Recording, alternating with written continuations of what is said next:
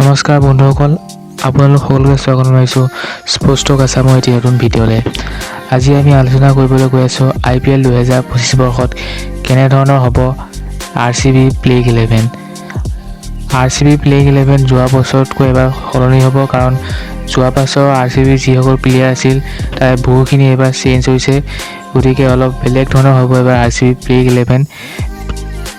যদি আমি RCB playing 11ৰ কথা ক'বলৈ যাওঁ তেনেহ'লে এইবাৰ RCB প্ৰায় বহুকেইটা ডাঙৰ চেঞ্জেছ হৈছে। যদি আমি RCB টিমটোলৈ চাওঁ playing 11, Virat Kohli, Philip Salt, Rajat Patidar, Liam Livingstone, Tim David, Nitesh Sharma, Kunal Pande, Bhuvneshwar Kumar, George Hazlewood, Rasikh Salam, Yash Dayal আৰু ইম্পেক্ট প্লেয়াৰত থাকিব পাৰে স্বপ্নদীপ সিং।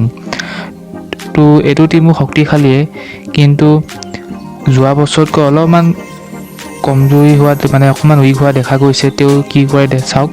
তো থেংকছ ফৰ ৱাচিং, লগ পাম অন্য টিভি।